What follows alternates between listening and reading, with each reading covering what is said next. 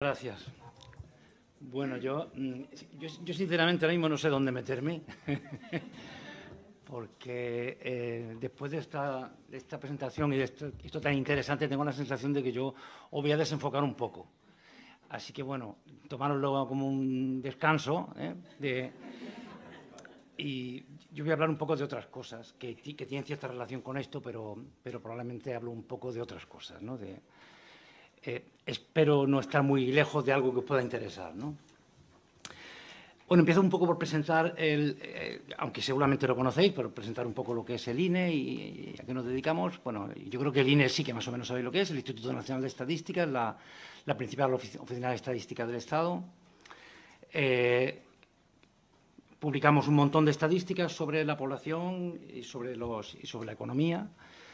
Nos hemos reorganizado hace muy poco. De hecho, tenemos una presidenta nueva que viene de Sevilla. Y hay tres grandes áreas en el INE, hay tres direcciones generales, una dirección general de temas estadísticas económicas, otra dirección general de estadísticas de la población, que es la que yo llevo, y una tercera dirección general de relaciones institucionales y procesos, etcétera, ¿no?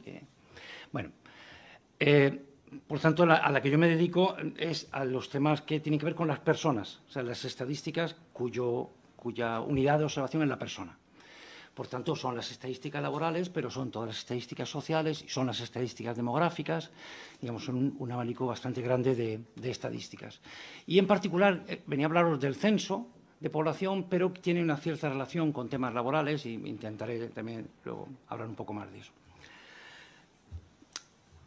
Bueno, vamos a hablar un poco del censo de población. ¿De qué es el censo de población? El censo de población es algo que probablemente muchos de vosotros os sonará, no sé hasta qué punto, pero hasta hace no mucho tiempo,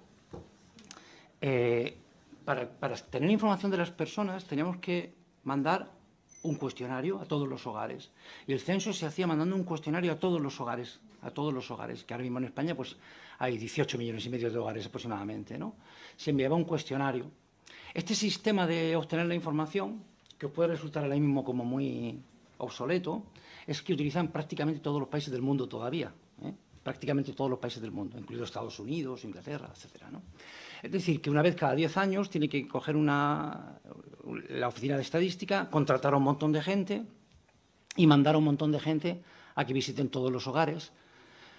Ahora ya en muchos casos se responde por Internet y tal, pero bueno, pero en definitiva, independientemente del mecanismo de si es una persona que visita, lo cierto es que se recoge información de todos los hogares mediante entrevista, mediante un cuestionario. El sistema del cuestionario es el que se utiliza en casi todos los países del mundo. Seguramente no los conocéis esos detalles, pero hay muchos países del mundo donde todavía, a día de hoy, muchos, digo más de la mitad, esta recogida de información se hace mediante toque de queda, es decir, que ese día todo el mundo se queda en casa quieto porque va a aparecer por ahí una persona a llevar el cuestionario y así se sigue haciendo en muchos países del mundo. Bueno, en el caso de los países europeos generalmente no se hace en un único día, sino se hace durante unos meses, y en el año 2001 en España se hizo mediante la contratación de 45.000 agentes que durante 4 meses recorrieron el territorio, todo el territorio nacional, pues para hacer el censo de 2001. En 2011 hicimos un censo un poco que fue, en cierto modo, contestado también, porque bueno, era una situación intermedia en la que hicimos un censo por muestreo. Solamente fuimos al 10% de los hogares. Aún así, tuvimos que contratar a 4.500 agentes durante 6 meses para recorrer todo el territorio, etc. En 2021, el censo de 2021, que publicamos dentro de 2 semanas, el día 30 de noviembre, ya se ha hecho sin tener que visitar ningún hogar. No hemos visitado ningún hogar y se ha hecho todo mediante la combinación de registros administrativos. Es decir, se ha pasado a hacer con aproximadamente 15 personas durante 7 años de trabajo muy intenso. Bueno, 15 personas, digamos, en el INE, que recogen información de muchísimos sitios. ¿Y esto es un logro o no es un logro? Bueno, digamos que hay una cierta contestación respecto de hasta qué punto los registros administrativos reflejan mejor la realidad que un cuestionario. Sobre eso, si queréis, podemos hablar un poco más adelante. Pero bueno, lo cierto es que ahora mismo solo hay una decena de países en el mundo que han sido capaces de hacer esto que estamos haciendo. Solo una decena de países en el mundo, el más grande de los cuales es España. decir, que nosotros ahora mismo tenemos una posición de absoluto liderazgo mundial en este tema. En Europa hay 8 países que han sido capaces de basar sus censos en registros administrativos. El más grande era hasta ahora Holanda, que son 17 millones de habitantes. El salto de Holanda a España es un salto cualitativo, ¿no? Y eso, bueno, por ejemplo, ha tenido un reflejo en el tema bueno, ha tenido un reflejo, digamos, que esto no se ha venido muy bien con la pandemia, ¿no? Los países del mundo hacen la ronda censal que promueve Naciones Unidas, va por decenios. Estamos en la ronda censal 1524, del 2015 a 2024. Prácticamente todos los países hacen los censos o en 2020 o en 2021, y cuando estaban todos los países a punto de hacer el censo, pues tuvimos todo el mundo que meternos en nuestra casa y no había manera de hacer ningún censo, ¿no? Y eso afectó a todo el mundo, prácticamente a todo el mundo, porque de una manera u otra todos los países del mundo se confinaron. El confinamiento además dio lugar a múltiples problemas, entre otros que mucha gente estaba desplazada respecto de sus lugares de residencia. Bueno, en definitiva, Naciones Unidas hizo, no me voy a extender porque igual vamos un poco mal de tiempo también, no me voy a meter en la encuesta de Naciones Unidas, pero Naciones Unidas preguntó a todos los países si había afectado o no había afectado la pandemia, y solamente había una docena de países que dijeron que no les había afectado la pandemia, entre los cuales estamos nosotros, que hemos podido hacer el censo sin ningún contratiempo producido por la pandemia, porque, bueno, la gente trabajó desde casa, pero no se alteraron nuestros planes de trabajo, ¿no? Pero eso está haciendo que el censo español suscite una enorme atención internacional, porque si todos los países venían haciendo planes para ir a los registros administrativos, ahora mismo ya es una carrera loca, digamos, por salir por ir a los registros administrativos. Es decir, esto es unánime, el movimiento de los países de intentar salir de los sistemas de recogida clásicos a registros administrativos es un sentimiento unánime, ¿no? Bueno, ¿qué tipo de información ofrece un censo de población y viviendas? Pues un censo de población y viviendas esencialmente lo que hace es que recoge información sobre la población, sobre las características demográficas de la población, preguntas sencillas, las que puede normalmente tener un cuestionario, sobre bueno, sexo, edad, nacionalidad, los sitios donde se ha vivido antes, el nivel educativo, los estudios en curso, la relación con la actividad, etcétera. Información sobre los hogares, es decir, cuántas personas viven en una vivienda y cuáles son las relaciones entre ellas, los vínculos, digamos, entre ellas. Un montón de información que es muy necesaria también para entender cómo se comporta la sociedad, el régimen de tenencia, es decir, si las personas están en situación de alquiler o son propietarios de la vivienda, y si en el caso de que sean propietarios de la vivienda, si tienen pagos pendientes, etcétera. Y también sobre las viviendas, cuántas viviendas vacías hay, es un tema que ahora mismo hay un enorme interés por saber cuántas viviendas vacías hay, o cuál es el equipamiento, las características de las viviendas. Bueno, paso muy rápidamente por esta pantalla, que igual es difícil de entender, pero digamos es un análisis de en todos los países del mundo, de Europa, en las últimas 3 ediciones censales, en el 2001, que es el azul más claro, en 2011, que es el amarillo, y en 2021, que es el azul más oscuro, qué métodos han utilizado para hacer el censo. Entonces, si os fijáis, para cada país, el último simbolito es un cuadrado, son aquellos que han dado el salto a registros administrativos, los que han sido capaces de utilizar registros administrativos, y aquí podéis ver que los países que tienen un cuadrado pues son Finlandia, Suecia, Dinamarca, Holanda o Países Bajos ahora, Bélgica, Austria, Eslovenia, España, ¿no? Quiero decir que estamos entre los pocos países que han podido hacer esa transición que os comentaba. Bueno, para poder hacer un censo basado en registros administrativos se tienen que dar 3 condiciones. Se tienen que dar 3 condiciones que son condiciones sine qua non, ¿no? Y que se dan en pocos países. En primer lugar, tenemos que tener un esqueleto del que partir. En países anglosajones ese esqueleto prácticamente no se tiene, porque hay una tradicional aversión a registros de población, incluso a tener DNI, ¿no? El DNI es algo que no existe en muchos países del mundo, ¿no? Generalmente los registros de población en los otros países que hacen censo basados en registros administrativos se nutren, el esqueleto, digamos, donde está toda la población contada, pues sería, en España sería, pues digamos, el del DNI, el registro del DNI, que tiene muchas limitaciones, ¿no? Pero sería un elemento de partida. Pero en España, o digamos, a fuentes tributarias, o fuentes sanitarias también, ¿no? Una fuente sanitaria en un país que tenga un sistema de sanidad universal, bueno, pues ahí tenemos un registro de población que se acerca a la universalidad. En España, y además es fundamental tener un buen registro de viviendas, que es quizá la parte más compleja de todo esto, pero sobre la que no me voy a extender. En España tenemos una cosa muy rara, que no tiene nadie, que es el padrón, que nos parecerá muy normal, pero es único en el mundo. Es decir, es único en el mundo tener un registro de población en el cual, cuando una persona se va a vivir a un municipio, declara que vive en ese municipio a las autoridades y lo declara con fines, digamos, demográficos, porque no es con fin general, no exactamente demográfico, pero con fines generales. Quiero decir que no es que tenga que declarar su residencia para fines tributarios ni de otro tipo, sino que es un registro de amplio espectro que se usa para muchas cosas. Bueno, el padrón tiene sus muchas dificultades y sus muchas limitaciones, pero es un registro de población que se acerca mucho a la exhaustividad.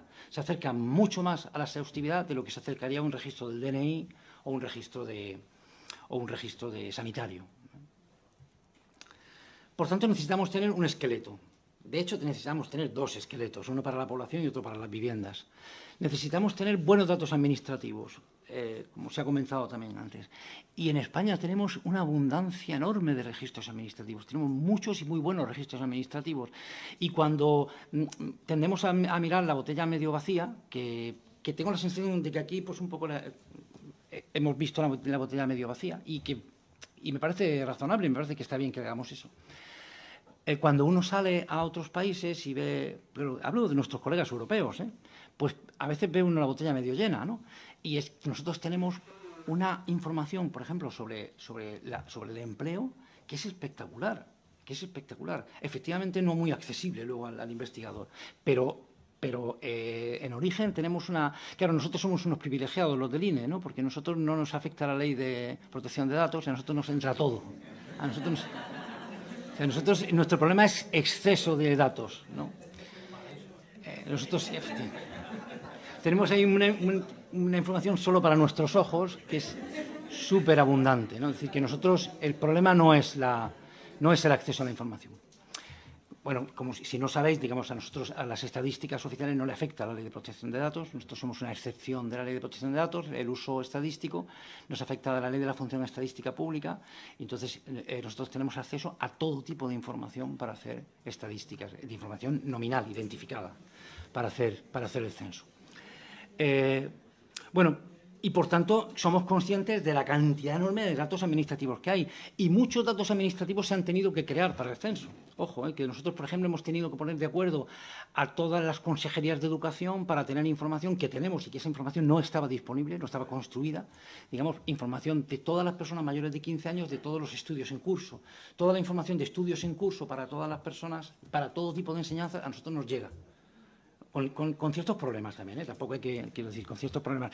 Para tal comunidad nos faltan las personas que estudian tal cosa, para tal comunidad nos faltan los estudiantes de privados, de enseñanzas secundarias. Ese tipo, siempre tenemos algunas limitaciones, pero ha ido creciendo enormemente en los últimos años y ahora mismo casi llegamos a la exhaustividad. Y necesitamos una cosa que también que ya lo he comentado, que es la madre del cordero, que es el acceso legal a los registros. Y es que sorprendería ver que países como Alemania, el Instituto Nacional de Estadística, no tiene acceso a los registros. Es decir, hay muchos países donde por una cuestión cultural, legal, etcétera, hay mucho recelo entre administraciones o que hace que no se tenga acceso a la información. Que ni siquiera las oficinas de estadística sean capaces de construir la información porque no tienen acceso a ella. Paso muy rápidamente por esto, pero un poco para que veáis la música de lo que es un censo, ¿no? Un censo, digamos, que es esencialmente el padrón, un censo basado en registros administrativos, que se vuelcan cosas que vienen de todos sitios y información de todo tipo. Es decir, tenemos información de afiliados, de pensionistas, de las mutualidades, por supuesto, tenemos información de demandantes, la información de contratos. El SEPE es una fuente, es un filón para nosotros, es uno de los filones, ¿no? la Tesorería de la Seguridad Social, el Instituto Nacional de la Seguridad Social, las agencias tributarias, porque sabéis que en España hay 5 sistemas tributarios, ¿no? Está el territorio fiscal común, más los 4 forales, las haciendas forales, por tanto, los censos anteriores de los que tenemos información, el Registro General de Extranjería, el Registro Central de Extranjería, el Registro Civil. Toda esa información a nosotros nos llega sin ningún tipo de limitación. Sin ningún tipo de limitación. La información del sistema sanitario, toda la información del sistema educativo, etcétera. Es decir, que nuestro problema es ser capaces de tragarnos todo eso y de juntarlo para las personas, ¿no? Enlazar ficheros es una cosa que daría para unas jornadas como esta, solamente entender cómo se enlazan ficheros, ¿no? Porque uno recibe un fichero y al principio pues se enlaza, si tienen DNI, pues se enlaza. Uno cree que es tan fácil como que 2 ficheros que tienen el DNI enlazan, ¿no? Pero siempre enlazan solo el 90%. Y luego hay otro 10% que lo necesitas. Entonces los enlaces son sumamente complejos, es decir, los algoritmos de enlace son muy complejos. Se enlazan por muchos campos, se utilizan al final sistemas de distancias es decir, los apellidos se codifican, no se cruzan por nombres, sino se cruzan números. Los Martínez, Martín, son números que si están cerca entre sí, pues cruzan. Bueno, no me enrollo con esos. Bueno, ¿en qué situación estamos a día de hoy con todo esto? Hemos venido construyendo ensayos, digamos, esto, como podéis imaginar, esto para nosotros era un salto al vacío, porque era un salto al vacío porque allá por el 2014, cuando hacemos el censo, decimos, ¿cómo hacemos el de 2021? Si lo vamos a hacer yendo a todos los hogares, ir a todos los hogares, pues es poner en marcha unos procedimientos de contratación, es contratar 40.000 personas, empresas, etcétera, y todo eso lleva mucho tiempo, hay que hacer pruebas piloto y tal. Empezamos a indagar, a buscar información de los registros, había cosas que nos parecían imposibles entonces, es decir, vamos a ser capaces de tener información del nivel educativo de toda la población. ¿Dónde está esa información? ¿Dónde está el nivel educativo de toda la población? Bueno, pues tuvimos que enfrentarnos a todo, a ir desbrozando todo eso y fuimos construyendo lo que llamamos los ficheros precensales. El primer fichero precensal fue el de 2016 y en 2016 fue cuando llegamos a la conclusión, al menos llegamos a la conclusión en lo que entonces era mi subdirección general, no todavía el presidente del INE, que hubo que convencerle, pero llegamos a la conclusión de que no íbamos a hacer un censo ya, de que íbamos a dar el salto mortal de hacerlo basado en registros administrativos. Y desde entonces hemos ido haciendo ficheros precensales cada vez más completos, con lo cual, aunque no los hemos publicado, porque digamos es todavía información intermedia, sí que nos ha servido para construir el censo 2021.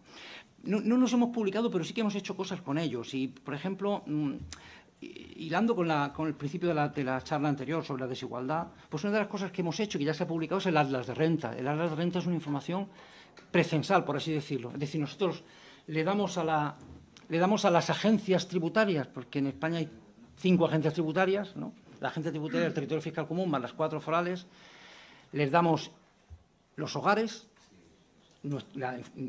estos son los hogares, y ellos nos meten en la renta de esos hogares. De manera que podemos hacer una cosa que no hace la agencia tributaria, y es que asociamos la renta no a la persona, no al declarante, sino al hogar. Es decir, todas las personas que están en un hogar y que comparten renta, nos entra renta de todas esas personas y podemos analizar la renta a nivel de hogar, no a nivel de persona. Y eso pues nos da una información que estamos publicando desde hace ya varios años, que si esto entra, tenemos conexión a Internet, ¿verdad? No parece. Bueno, es igual. Digamos, era un poco por ilustrar que hasta qué punto los datos administrativos nos ofrecen un nivel de detalle espectacular. Es decir, espectacular. Nosotros, hasta ahora, trabajando con las encuestas, o sea, la pobreza en España, por ejemplo, la pobreza, ¿dónde está la pobreza? Pues si uno utiliza encuestas, pues ve pues que, no sé, que hay un mapa, digamos, de España en el que se concentra la pobreza fundamentalmente, hay una clara línea norte-sur, donde hay más pobreza en el sur que en el norte, pero cuando uno se enfrenta a registros administrativos y baja el nivel de calle, como eso que no puedo enseñaros, pues ve como hay unas diferencias entre pobres y ricos infinitamente más grande que norte-sur. O sea, para que os hagáis una idea, el nivel de renta del País Vasco frente al nivel de renta de Extremadura medio, el nivel medio de renta puede ser de 1,5 veces, un poco más quizá, ¿no? Pero no llega a ser el doble el nivel de renta de... Si bajamos dentro de una provincia, entre ciudades, el nivel de renta de una ciudad frente a otra puede ser 3 o 4 veces. Pero si nos metemos en los barrios, de una ciudad, si nos metemos aquí en Málaga, a nivel de barrio, vemos que, no a nivel de barrio, más abajo que eso, a nivel de sección censal, una sección censal, como sabéis, es, digamos, la delimitación de la zona donde están los colegios electorales, ¿no?, por así decirlo. Es decir, es 1.000 personas, entre 1.000 y 2.000 personas. Nosotros damos información a ese nivel, a nivel de entre 1.000 y 2.000 personas.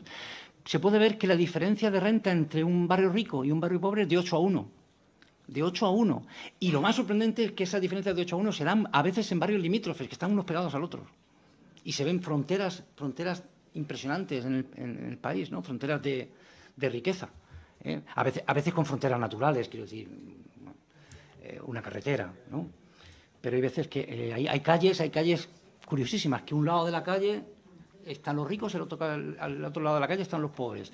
Quienes sean de Madrid conocen la calle Bravo Murillo, por ejemplo. La calle Bravo Murillo es una calle en la que hay barrios ricos a un lado, barrios pobres al otro. Y la única separación es la calle. Es una calle divertida,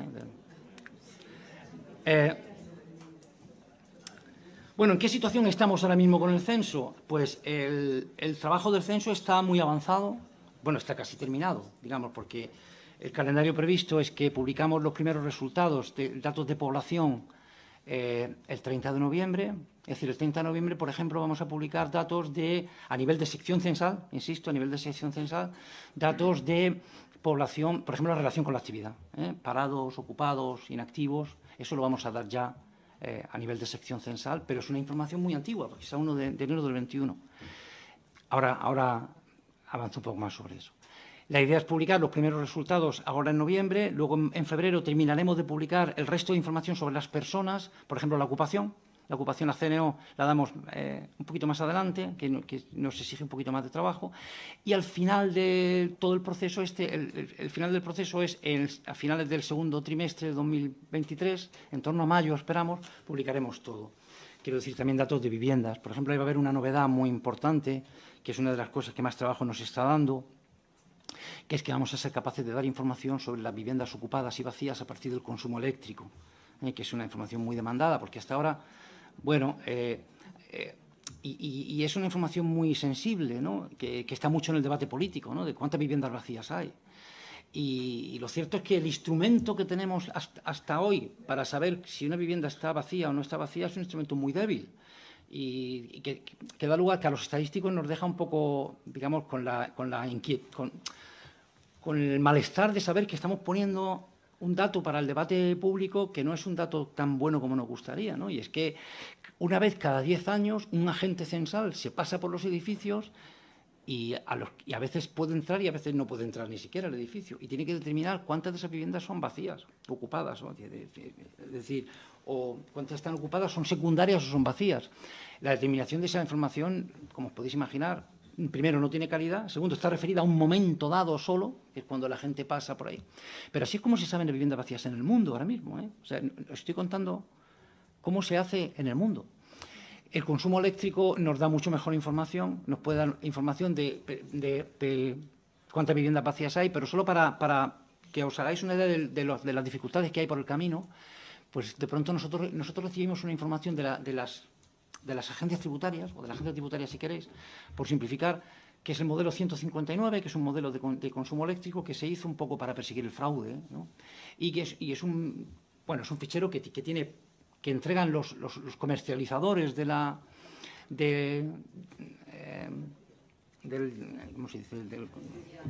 electricidad, digamos, y que son unas 200 empresas, pero dan datos individuales para cada contador.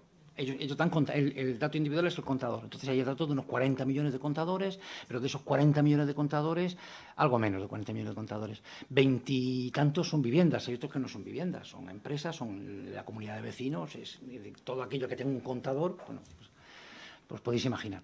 Bueno, pues de esos 20 y tantos millones de contadores, nosotros los tenemos que cruzar con el padrón para ver viviendas, bueno, con el padrón, con nuestro censo de viviendas. Y lo primero que uno se encuentra es que solo el 30% cruza, ¿no? Porque esos ficheros de consumo eléctrico pues tienen muy poca calidad, vienen municipios que no existen, digamos, nadie se preocupó demasiado por vigilar la calidad de esos ficheros. A nosotros nos toca ese ingrato trabajo durante años partir de un fichero que es muy difícil de trabajar con él, porque, digamos, para la sociedad la cosa es como inmediata, ¿no? Si la gente tributaria tiene todos los contadores, estos inútiles del INE, ¿qué hacen? Que nos dan datos de consumo eléctrico, ¿no? Bueno, pues los inútiles del INE, que tampoco es que seamos unos linces, pero digamos que nos tenemos que pelear con un fichero que cruza muy mal, que no tiene referencias catastrales, que no tiene... Bueno, ¿a dónde hemos llegado? Pues hemos llegado a cruzar un 85%, pero no el 100%, con lo cual no vamos a poder dar los datos de consumo de vivienda al nivel que querríamos de sección censal, pero sí al menos a nivel municipal, ¿no? Poder decir qué porcentaje de viviendas tienen consumo u otro. Me he enrollado con lo de las viviendas, no sé por qué, pero porque me parece que era un tema especialmente interesante quizá, ¿no? Bueno, además de eso, hemos hecho una encuesta al 1% de la población, porque complementaba la información del censo, porque es cierto que los registros administrativos no lo tienen todo y hay ciertas cosas que no están en los registros administrativos y que los censos son muy útiles para eso, información sobre equipamiento de las viviendas y además información a veces obligatoria, ¿no? Sobre... Bueno, pues si las viviendas tienen, por ejemplo, agua corriente, que en el caso de España no es un problema, pero bueno, hay algunas. O el tema de cuidados, ¿no? De cuántas personas hay que necesitan o que reciben cuidados, etcétera. Todo ese tipo de información la hemos recogido a través de una encuesta que publicamos también dentro de unos días, el 20 de diciembre, la de CEPOB, dirigida al 1% de la población. ¿Y qué va a pasar después de esto? Que quizá esta es la parte más interesante de lo que yo venía aquí a contaros, ¿no? Y es que después de este salto cualitativo, pues claro, no vamos a hacer ya un censo cada 10 años, sino que tenemos todos los instrumentos en marcha, digamos, toda la maquinaria preparada para seguir produciendo esta información de manera continua. De manera que el censo cada 10 años desaparece. Esto da una cierta nostalgia, porque a nosotros los estadísticos nos gusta contar eso de que estamos haciendo el 18º censo, el primero fue está el censo de Florida Blanca, el censo del Marqués de la Ensenada, el censo del Conde de Aranda, y luego están los censos de la época de la dictadura, y luego llegan los censos de la democracia, y eso ya se termina. Ya terminan los censos. Bueno, de hecho, a los estadísticos nos gusta hablar de eso, de que en la Biblia se mencionan los censos de... Bueno, pues todo eso ya se nos termina ese chollo y el censo pasa a ser una cosa desconocida para la población, pero continua. Es decir, vamos a publicar, en principio, nuestra primera aproximación es hacer información anual, es decir, publicar todos los años información del censo, de información censal. Es decir, ahora publicamos en diciembre los datos a 1 de enero del 21. En diciembre del año que viene publicaremos los datos a 1 de enero del 22 y del 23, ganaremos un año, y a partir de ahí todos los años, a finales de cada año, publicaremos el censo a 1 de enero de ese año. Eso significa que en diciembre de cada año vamos a poder tener información al nivel más desagregado posible, que es la sección censal. Realmente no damos datos, o sea, publicamos tablas a nivel de sección censal, pero el usuario va a poder seleccionar polígonos de manera libre por debajo de la sección censal, es decir, uno puede seleccionar un edificio y si en ese edificio hay suficientes observaciones como para no desvelar el secreto estadístico, porque es una cuestión ya de secreto estadístico, se puede ver información sobre cuántas personas dentro de un determinado edificio donde viven 100 personas, por cuántas personas tienen titulación superior o cuántas están ocupadas. Eso se va a poder hacer. Eso se va a poder hacer. Eso se va a poder hacer no en noviembre de este año, pero sí en mayo del año que viene, cuando publiquemos las viviendas, porque es que tenemos que... eso va asociado a la información de las viviendas. Y a partir de ahí va a ser continuo. En principio haremos un censo cada año. ¿Y qué es lo que viene después de eso? Pues después de eso lo que viene es intentar no ceñirnos a la información anual, porque tenemos unas fuentes de información, de las cuales algunas de las cuales se han mencionado aquí, que no son anuales, que son diarias. O sea, que hay información del mercado laboral, hay información mucho más frecuente que anual, ¿no? Eso no es así en todos los casos. Por ejemplo, la información tributaria es información que tiene un carácter anual por naturaleza porque se basa en declaraciones de renta anuales. también algo que nos condiciona mucho es que hay un reglamento europeo que está a punto de... un reglamento es una ley, como sabéis, es una ley europea que se está gestando. Seguramente nos va a tocar aprobarlo durante la presidencia española. No sé si sabéis que España preside el Consejo el segundo semestre del año que viene, y este reglamento tiene prácticamente con seguridad, nos toca a nosotros a España defender el dossier, o sea, que se apruebe el año que viene. Y este reglamento establece la necesidad de proporcionar información a nivel municipal, información de tipo censal, es decir, información, por ejemplo, del mercado laboral a nivel municipal. Eso para muchos países es un reto mayúsculo, se va a intentar empezar en el año 2026, pero hay muchos países que sabemos que en el 2026 no van a estar en condiciones de dar esa información, van a tener que pedir prórrogas y ya veremos desde qué año, pero nosotros estamos ya en condiciones de hacerlo, o sea que en España lo vamos a dar ya, de hecho, en el 2021. Bueno, de hecho, ya he comentado esto, que el censo pasa a ser anual. El censo de viviendas se empezará a hacer seguramente los años terminados en 1, 5 y 8. En principio, verdaderamente hacer un censo de viviendas anual quizás sea mucho esfuerzo para mostrar una información que no cambia tanto todos los años. Y yo creo que es razonable publicarlo en los años terminados en 1, 5 y 8. Y vamos a empezar a ofrecer, a partir de ya quiere decir del año que viene, vamos a empezar a ofrecer mucha información demográfica que tiene que ver con esto del censo. Como os he dicho, el censo va a ser anual, pero vamos a empezar a ofrecer información demográfica trimestralmente, es algo que no ocurre ahora mismo. Os pongo un ejemplo, algo que seguramente no sabéis, porque además no está en el debate público ahora mismo, no está en los medios esto. España ahora mismo está viviendo un fenómeno migratorio, de nuevo, de los niveles de 2007. O sea, en España está entrando gente como no entraba desde hace más de 15 años. Nosotros eso lo hemos publicado unas proyecciones de población hace un mes donde eso se decía. Quiero decir que no estoy desvelando la información que no hayamos publicado en cierto modo, pero no estamos contando en detalle como vamos a hacer a partir de ahora trimestralmente, ¿por qué está ocurriendo eso? Es decir, en España, a lo mejor si ahora os digo, ¿por qué creéis que en España van a entrar casi 1 millón de personas en 2022? O sea, vamos a terminar el 2022 con una entrada, no una entrada neta, porque siempre hay mucha inmigración y mucha emigración, pero una inmigración que nos vamos a quedar muy cerca del millón, que eso es una barbaridad. Eso es una barbaridad, que solo se dio una vez en la historia, se dio en 2007. ¿no? Bueno, si os preguntara, ese flujo migratorio, ¿a qué creéis que se debe? ¿A qué nacionalidades? ¿no? Bueno, pues esa información la podemos empezar a proporcionar a la sociedad, ¿no? Y que se vea pues, que efectivamente han entrado ucranianos, pero no demasiados. Es decir, en total, el flujo de entrada de ucranianos seguramente no habrá llegado en el año 2022 en España, no llegará a las 100.000 personas, pero están entrando colombianos, venezolanos, hondureños, salvadoreños, de muchas nacionalidades latinoamericanas, como nunca. Y bueno, y eso es una información que yo creo que es útil para la sociedad y que tenemos que empezar a publicar. Y si somos capaces de enlazarla en algún momento, que no vamos a tardar demasiado. Quiero decir, no quiero que parezca que os estoy hablando de ciencia ficción, os estoy hablando de cosas que se publican que algunas se han publicado ya, como el Atlas de Renta, que no se ha podido mostrar, pero que está ahí desde hace ya 3 años. Otras se publican a finales de este año y otras se empiezan a publicar el año que viene. En no muchos años podremos enlazar el padrón o digamos, la información de las personas con información laboral y de otro tipo, para poder tener casi en tiempo real información para saber cosas del estilo de, no sé, cuántas personas trabajan dentro de cada hogar, cuánto tiempo llevan trabajando, cuánto tiempo a lo largo del año no trabajan, cuánto tiempo transcurre desde que una persona que llega a España se empadrona hasta que empieza a trabajar. Ese tipo de información que es muy útil, ahora mismo no está en el debate público, digamos, ¿no? Y por último quería hacer una pequeña reflexión que seguramente para vosotros es una perogrullada, pero que yo creo que conviene hacer, ¿no? Nosotros fundamentalmente hacíamos encuestas. Yo entré en el INE haciendo encuestas. Ya llevo unos cuantos años en el INE, ¿no? Ya casi 30 años, ¿no?